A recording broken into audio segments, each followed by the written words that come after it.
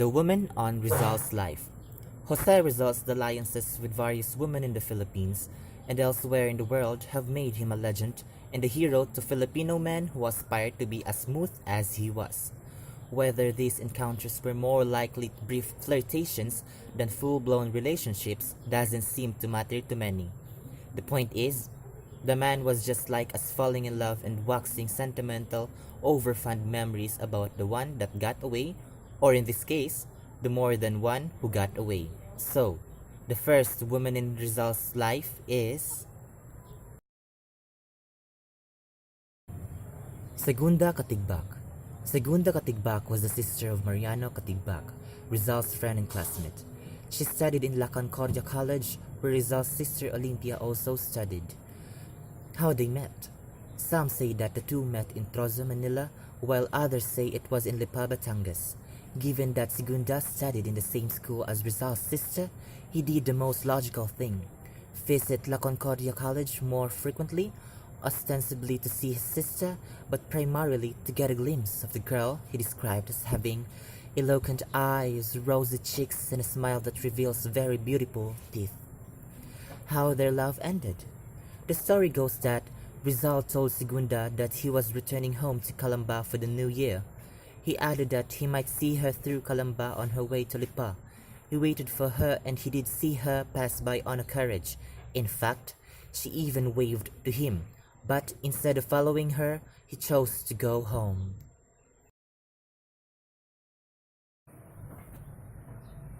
Leonor Valenzuela. Leonor or Orang was his neighbor when he stayed in Intramuros while studying at the University of Santo Tomas. How they met. Being neighbors gave Rizal plenty of opportunities to find some reason to hang out with Orang whether or not there was an occasion for them to meet up. He wrote love letters to her in invisible ink, and it's been speculated that he did so to cover up his indiscretion as he was also pursuing his next love, Leonor Rivera at that time. How their love ended. Without tears or fanfare, Rizal may have been besotted with Orang, but it's likely that Orang didn't feel the same way about him. She went on with her life, entertaining other suitors, and not even shedding a tear when Rizal left the country. Leonor Rivera. Leonor was the daughter of a cousin of Rizal's father, making her Rizal's cousin and had childhood sweetheart. How they met. They met in Manila when Leonor was 13 years old, and even as Rizal left for Europe 2 years later, the two kept up their correspondence, which supposedly kept Rizal inspired during his studies. How their love ended. Rizal's letters to Leonor went unacknowledged for a whole year, as Leonor married Henry Charles Kipping, an English railway engineer, but not because she wanted to. Her mother preferred Kipping over Rizal, and was engaged to Ferdinand Blumentreit's daughter.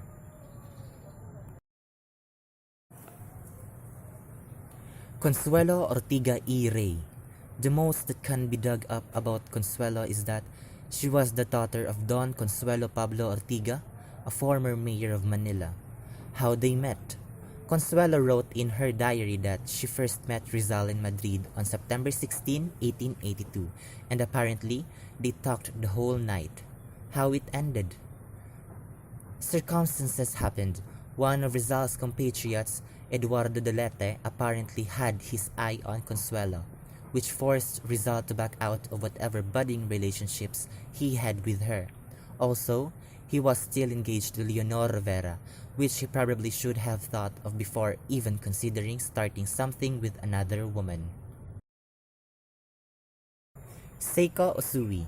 Seiko Osui, who Rizal called Osei-san, worked at the Spanish legation in Tokyo. She was 23 years old when she met 27-year-old Rizal. How they met. Rizal started working at the Spanish legation February 1888. Seiko caught his eye one afternoon while she was walking in the garden, and Rizal found out from a gardener who she was.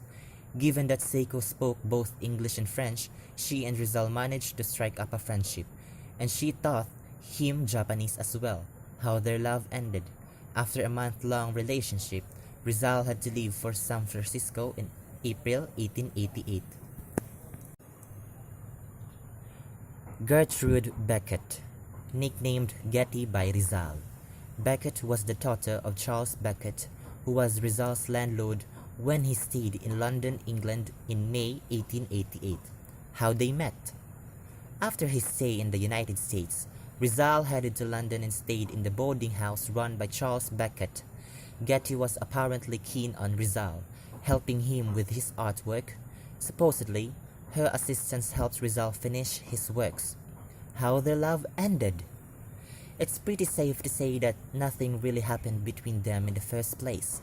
Some sources say that it was only Getty who wanted more out of their friendship, while others say that Rizal got cold feet, which made him decide to leave London for Paris in March 1889, possibly in an effort to let Getty down easy. Susan Jacobi. Susan was a Belgian woman who was the niece of the landladies of the boarding house where Rizal stayed in Brussels in February 1890. How they met. Someone kept Rizal away from boarding houses. His 6-month stay in the city saw him spending a lot of time with Susan, and they attended the city's summertime festival together. How their love ended. It seems that he just wasn't into her. Rizal left her a box of chocolates, which she didn't even open, possibly to keep as a memento. Nellie Busted.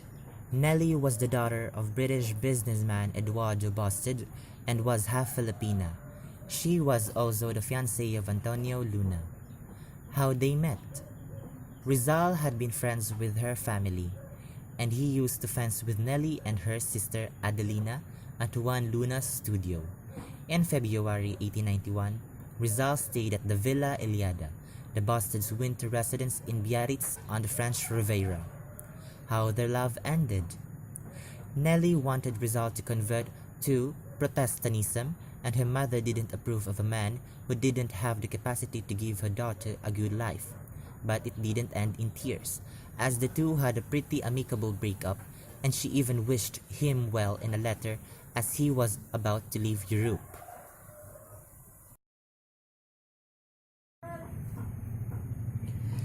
Josephine Bracken. Born in Hong Kong to Irish parents, Josephine was the wife of Rizal. He called her Dulce Extranjera. How they met. Josephine, together with her adoptive father George Taufa, sailed to the Philippines and then visited to the Pitan to see Rizal. As Taufa's eyes required medical attention, and Rizal had already developed an impressive reputation as an eye specialist, Josephine and Rizal eventually fell in love, although Rizal's sisters thought she was a spy for the Spanish. Josephine and Rizal lived together in Barangay Talisay in Dapitan. They had a son, Francisco, was stillborn. How their love ended. After Rizal's death, Josephine returned to Hong Kong and lived with her father. In 1900s, she married Vicente Abad and they had a daughter named Dolores. Josephine died of tuberculosis at the age of 25. Others say that she eventually returned to the Philippines and lived in Cebu with her husband and taught English at various institutions. So, those were the women on Rizal's life.